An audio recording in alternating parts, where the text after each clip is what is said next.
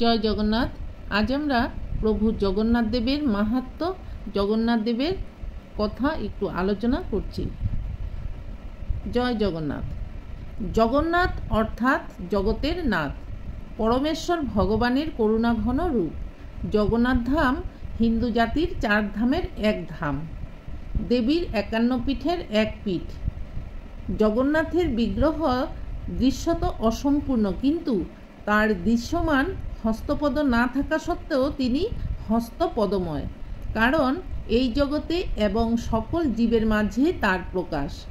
সারা ভারতবর্ষের যত প্রাচীন মন্দির আছে তার প্রত্যেকটি মন্দিরের বিগ্রহের কিছু স্বতন্ত্রতা আছে, তেমনি স্বতন্ত্রতা জগন্নাথ বিগ্রহের। অপরূপ করুণাঘন বিগ্রহ, চোখে তাকিয়ে আছেন ভগবান ভক্তের পানে। জগন্নাথ দেব সনাতন হিন্দু শাক্ত, শৈব, গণপত্য, সৌর এবং বৈষ্ণব এই পঞ্চমতেরই একত্বের প্রতীক। বলদেব শিবের, সুভদ্রা শক্তির, জগন্নাথ বিষ্ণু আর সুদর্শন সূর্যের প্রতীক বলে উপাসনা করা হয়। পঞ্চমতের মধ্যে বাকি রইল একটি, গণপত্য। তাই স্নানযাত্রার দিনে জগন্নাথ দেবকে গণেশ রূপে উপাসনা করা হয়। আবার জগন্নাথ দেবের যেহেতু হস্তপদ নেই, তাই তিনি হস্তপদপারের ব্রহ্মস্বরূপ এবং তার বিগ্রহকে বলা হয় দারু ব্রহ্ম। যেখানে জগন্নাথ দেবের প্রসাদ পাওয়া যায় সেই স্থানের নাম হচ্ছে আনন্দবাজার। অপূর্ব নামকরণ, যেন একতার আনন্দবাজার। সবাই মিলে একসঙ্গে সেই আনন্দবাজারে বসে মহাপ্রসাদ গ্রহণ করেন, সেই স্থানের নাম আনন্দবাজার। কি অপূর্ব নাম! জগন্নাথের পূজা হয় দ্বৈতভাবে, ব্রাহ্মণ পাণ্ডাদের রীতিতে এবং শূদ্র শবরদের রীতিতে।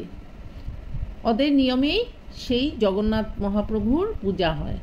সকলেই সমান সমান অংশগ্রহণকারী জগন্নাথ দেবের উপাসনায়।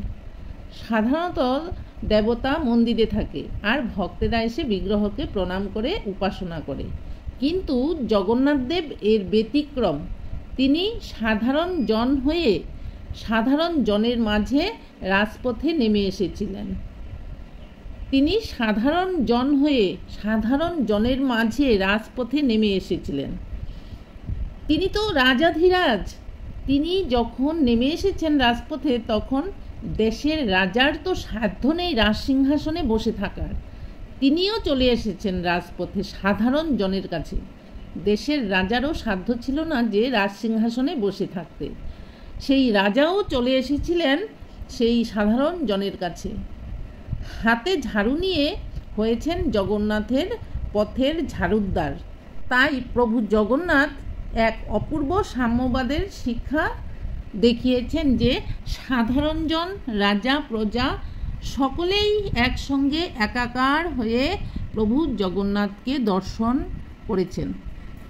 পূজ্যপাদ শঙ্করাচার্য, রামানুজাচার্য, শ্রী চৈতন্যদেব সহ আমাদের প্রায় সকল আচার্যবৃন্দেরই উপাসনা বা সাধনার স্থান ছিল পুরী জগন্নাথ ধাম।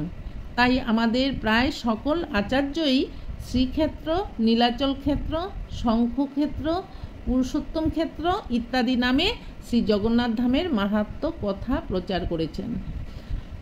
শ্রী চৈতন্য মহাপ্রভু পুরী ধামে 18 বছর সাধনা করেছিলেন। এমন অনেক মহাপুরুষগণ সেখানে বছর বছর সাধনা করেছেন, সাধনায় সিদ্ধি লাভ করেছিলেন।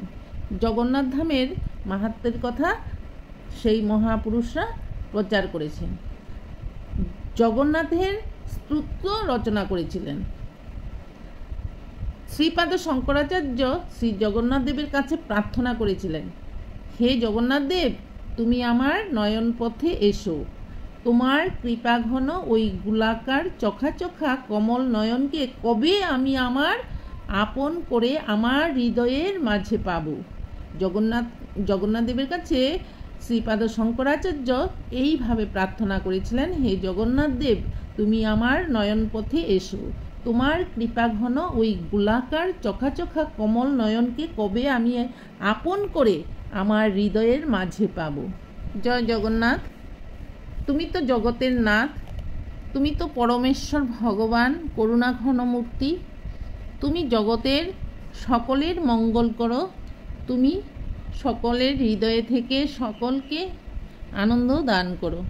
তোমার সেই দুটি চোখ দিয়ে ভক্তদের কৃপা করো, ভক্তদের মঙ্গল কামনা করি। জয় জগন্নাথ, জয় জগন্নাথ, জয় জগন্নাথ।